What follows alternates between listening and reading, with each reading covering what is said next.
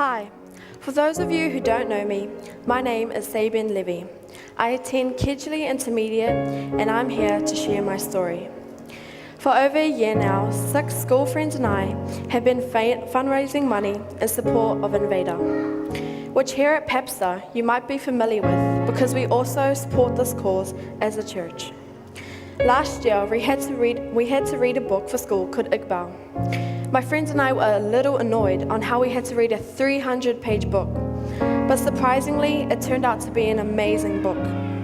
We were so touched by the story of a young Pakistani boy who was sold into slavery at the age of 4 to earn money to buy medicine for his younger brother, that we decided to start fundraising for a good cause. You see, kids our age are sold into slavery every day. Those kids don't have the opportunity to do what we do. We are so fortunate here in New Zealand, but we don't realise how lucky we are. So as a group, we decided we can do something about this. The school was really supportive of our project. They helped us fundraise and they approved of all our campaigns. We created black and white ribbons that people could buy to show their support. We had mufti days and sausage sizzles. We also wrote letters to store owners like Mad Butcher and Tip Top and got all our meat and bread donated. We did 50-cent raffles. Places like Rainbow Zen donated passes, and our school also donated baskets full of goodies and tuck shop vouchers. But we are not finished yet. We still have more ideas for the future. So far as a school, we have raised over $2,000 for Invader, and the money we have raised has contributed to the rescue of 30 women and children. Daniel Walker, who has visited us here at Papsda and also wrote the book God in a Brothel, came to our school to meet us for the first time. The girls in the group were filled with excitement and all you could hear was, "Oh my gosh, Daniel Walker." Daniel thanked us for supporting him and asked us questions about what started this for us and how we felt if we were put in their situation. We got to spend a bit of time with Daniel, asking him questions about what he does, and we presented him with a ribbon. My dream for the future is that this would continue.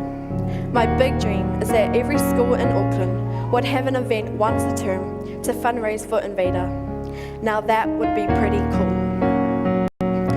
See, if God's love for us causes us to love others, how can we sit by knowing that this is happening to girls my age and even younger and not do anything about it? That doesn't sound like love to me. Through my involvement with Invader, I have come to realize just how powerful my voice can be. Together as kids, we have the right to make changes to the world.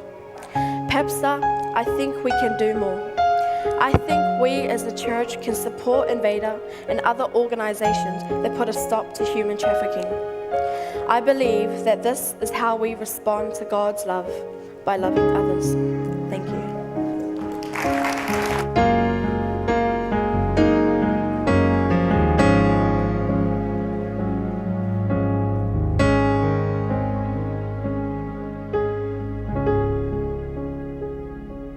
Wow, that was great.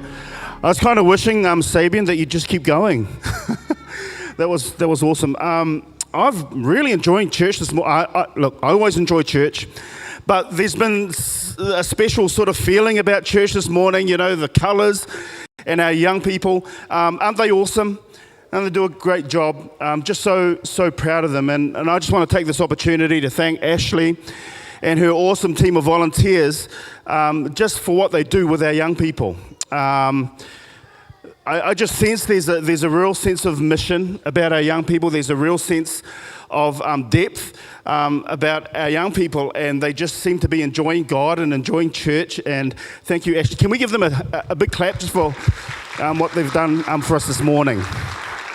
Just awesome. Well,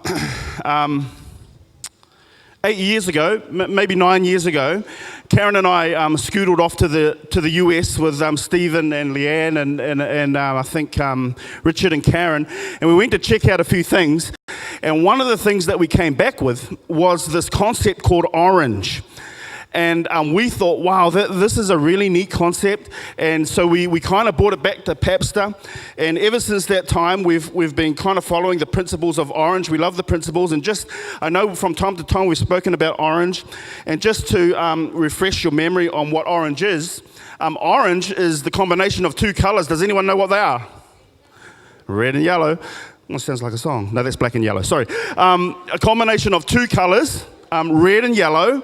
And how the philosophy goes is that red represents the love of the home, and yellow represents the light of the church.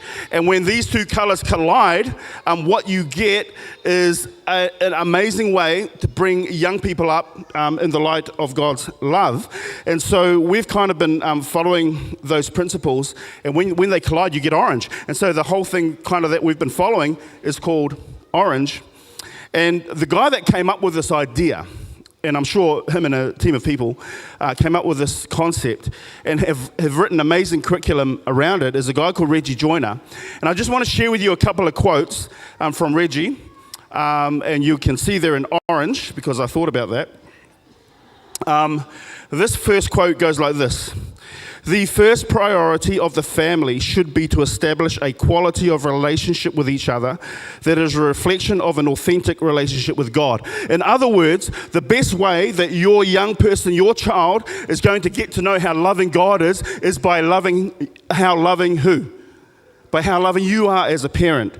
And so this is a cornerstone of the orange concept. That may have been what Paul was aiming at when he wrote to the church in Ephesians 5 and 6 about the family. Do you know what kind of Paul said in Ephesians 5 and 6 about the family? He said stuff like this. Wives, submit to your husbands, and that was it. No more. No, he said more. And then he said, husbands, love your wives. And then he goes on to say this. Fathers, stop frustrating your children. Stop being that type of man who feels he has no power outside of his own home, so that when he comes home, he wants to try and prove he's the man. If you do that, then you are going to muck up the picture of God's love for your child. Isn't that cool? And so red is all about the love of the home. And then he talks about the color yellow, the light of the church. And just as a bit of background before we throw that one up, in the book of Leviticus, Moses who wrote that book gives us a picture of the tabernacle, this place that they were asked to build to represent what God was doing in the world. And the tabernacle had 3 compartments, but the 2 compartments that I want to talk about is the holy place that they called it, and the most holy place. And in the holy place, there was this furniture, and the furniture was a lampstand, and then on the opposite side of that lampstand was a table with bread on it, and the candle kind of illuminated the bread. And so when you read this quote, you kind of get a feeling and an understanding for what Reggie's going on about here. Can we have that second quote, please, about the light of the church?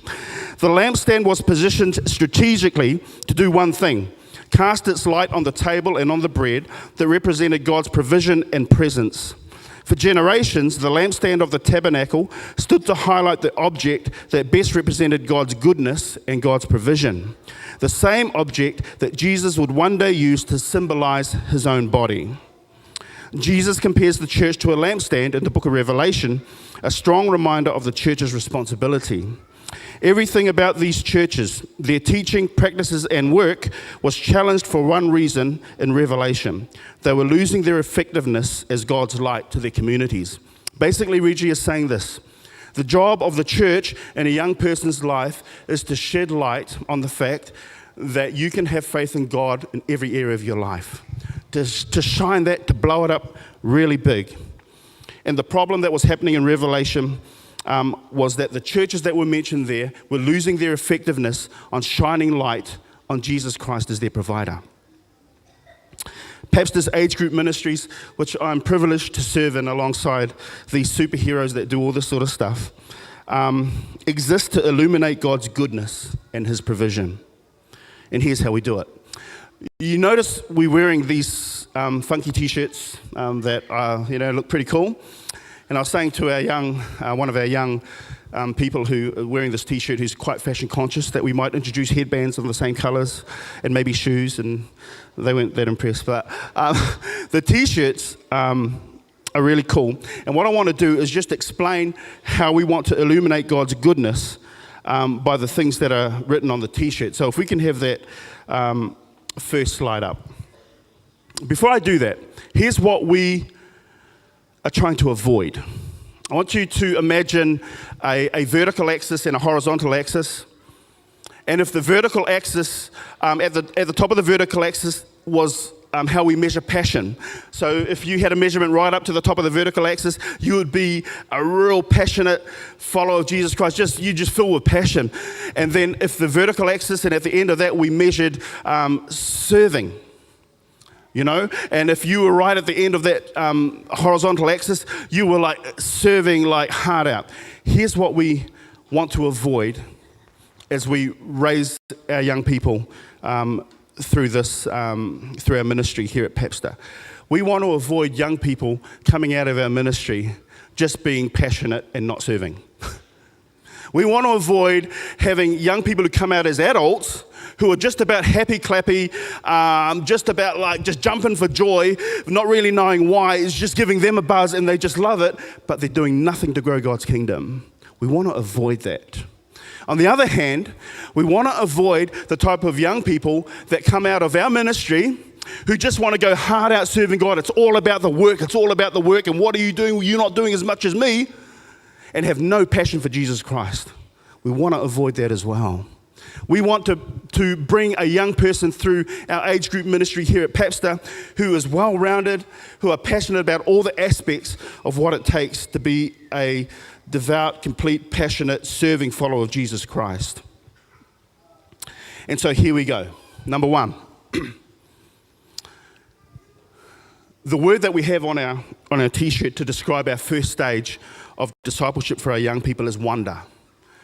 What if a young person could come out of the farmyard environment and the jungle environment, that they could come out having amazing awe and wonder of God? That they would come out hearing those amazing stories, come out of the jungle, come out of farmyard and jungle going, God is the biggest, He's the best, God can do anything, He's like, God is the man. Imagine if we could have young people coming out having that massive, huge, strong picture of God, that God can do anything.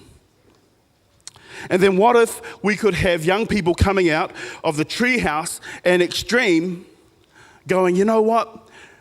It's amazing how massive and awesome God is. But what I've discovered after my time in treehouse and extreme is that this amazing, massive, miracle-working God wants to have a personal relationship with me. Imagine if we could have our young people coming out knowing that, discovering that this amazing God is different to any other God ever talked about by any other religion, and what makes him different is that this God actually wants to be with me. That they would discover the good news of the Bible, the good news of the gospel, and that because God is with us, we have nothing to fear for the present or for the future. Imagine if our young people could come out of extreme knowing that. And then imagine if our young people would then go into 360 high school. And in 360 high school, they would learn what it means to be passionate for Jesus Christ. That they would learn what it means not to have shame when it comes to extending God's kingdom, when it comes to sharing their faith. That they would discover and understand what their giftings are. And that during their time in 360 high school, that they would have the opportunity to practice their giftings in this safe environment that we call the church. And then finally, what if our young people, our 360 youth, those who are 18 plus, who come out of that environment, being so in awe of God, being so amazed by the gospel of Jesus Christ, having discovered their giftings and the passions that they have in life, that all they can do, they just cannot help themselves but launch into mission.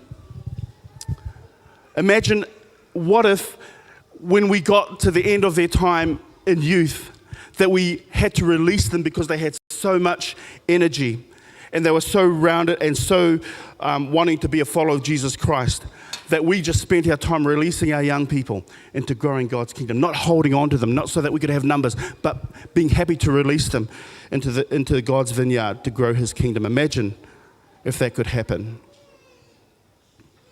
Just a really something to note, you can experience any of these aspects at any age. It's just that these expressions of wonder, of discovery, of passion, and of mission is a framework that we use to drive our ministry. You may have been sitting there listening to me, and if you may even be thinking, hey, this actually can apply to me as well as an adult. It doesn't just apply to our young people, it can apply to me as well as an adult. And so just in concluding, here's something that I'd really like you to understand and why we encourage you to support this whole concept of Orange, why we encourage you to understand your role as a parent at home, that it's there that they spend most of their time by far and away. We only get them for about an hour, you get them for way, way more. But it's there that they get to learn about God's love for them. And it's you as a parent that reflects God's love. And here's why we want you to continue to engage them in our ministry here so that we can continue to shed the light of God's love on their life. Because in a few years' time, and if I could have that, oh, there it is. Because in a few years' time, the only thing that will matter is your young person's faith in God. Did you know that? In a few years' time, the only thing that will matter is your young person's faith in God. Not their NCEA results. That matters. I'm not saying it doesn't matter. But in a few years' time, it won't matter.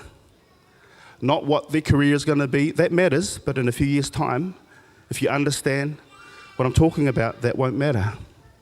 The only thing that will matter is your young person's faith in God.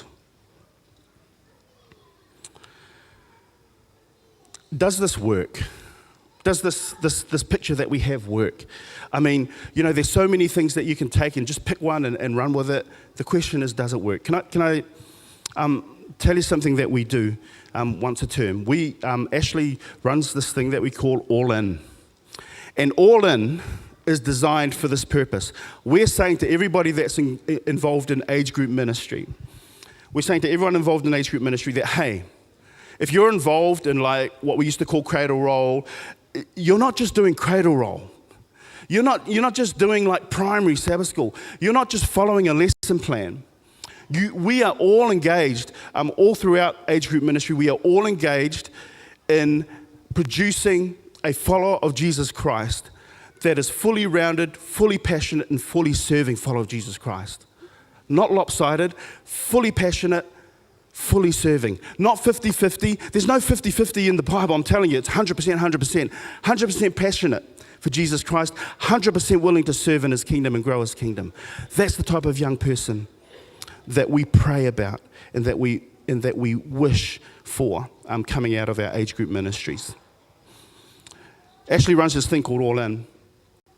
And it's where all the people that are involved in age group ministry, right from cradle roll, right through to youth, we're cutting down the barriers, man. We're just like, we don't believe in that. This is a process, a discipleship process, right from cradle roll all the way through to youth, so that we get an adult that comes out that's fully passionate and fully serving for Jesus Christ and living that way.